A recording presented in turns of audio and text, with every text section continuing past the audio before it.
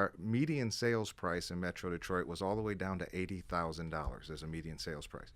In 2013, it raised to $111,000. That's a pretty healthy jump. And then now, here in 2014, oh my gosh, it's jumped all the way to $149,000 in the median sales price in Metro Detroit. From 80 to 149 in less than 2 years. That's like an 80% increase or something. I can't do math that quickly. But that's really also a function of the fact that lower end, all the foreclosure market and so forth, has really kind of dried up finally. When you say, because the bottom end holding the prices, the foreclosures aren't there like they were. They're not there, and a lot of the short sales are weeding themselves out as well. I can say that I honestly haven't shown a foreclosure, and I'm pretty limited in my marketplace that I choose to work in. I joke it's 5 miles from my couch. That's nice. Good for you. Congratulations. That's my radius. Yeah, I'd like that too. So I haven't shown a foreclosure in quite a while. I would say probably more than a year. Yeah. And I did my last 2 short sale deals over a year ago. So what we'll call the difference between foreclosure or distressed sales, we'll call the traditional sale, right? Mm-hmm. Talk to me, Tony, about the lack of that distressed inventory, how that makes an impact on the total market. Well, it helps bring up the prices. You're seeing better quality homes. Yeah. You're not going in and seeing stuff that, the holes are punched in the wall and everything's tore out. So it really does help increase that price. Yeah. And it's been rather nice to get out of the foreclosure market. And for the traditional homeowner who was thinking about for the first time, maybe now I've got that E word back in my life, a little equity. Maybe I can get myself to a place where I could get on the market and get a price that makes sense for me and my family to be able to get to the next spot I hope to go to, 4 years ago. Right. Mm-hmm.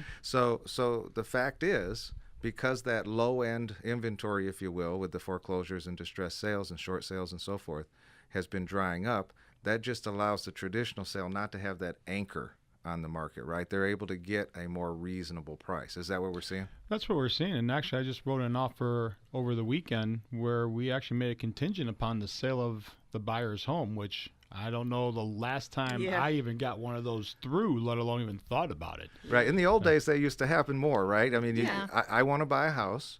But, of course, to be able to qualify for the new house, I have to make a sale on the house I'm currently in, right? So we make the offer contingent upon the sale of my existing house. That used to be kind of normal. It was normal, but like I said, when I wrote the offer up, I'm like, we'll see, and it was accepted. So then that went away for a long time. Nobody's, there's no way. Because it was so hard to sell your existing house. Yes. For what it was. Yeah. For what it was worth. Yeah. I mean, you had your, the appraisal issue, even if you did get what the home was valued at, getting that appraisal through was the other challenge to get to the closing table. Yeah, right. I mean, if I'm a seller 2 years ago and somebody writes an offer that says, I'd like to buy your house, but only if I can sell mine. I just said, sell yours and come back for later. Yeah. Because it was so hard to make a sale. But we've seen really volume increase as well, right? I mean, the number of dollars, the real estate market's back. Right. That, in fact, one of the statistics I've paid attention to is the number of realtors in the business. It used to be, 2008 or so, the number of realtors in the United States was about 1.35 million realtors. Correct. Well, a couple years ago, that had really fallen off to under 1 million. Yeah, it's 975, I think, is at the lowest on the national level. But it's coming back up again. I know you guys, being a part of associations the way you are, you pay attention to these big, issues with realtors. We've grown, I think, 4% in 2012 or 13. I'm doing this from memory, sorry, and another 5% the following year. That is to say, there's growth again of new people coming into the real estate industry. Well, we watch the applications at GMAR of new members coming in, and we actually just passed the 6,000 member mark for our association, which, we probably represent a quarter or more of the realtors in the state of Michigan in our office or through GMAR. And a lot of them are new members, new members coming into the business. So people are excited about it again.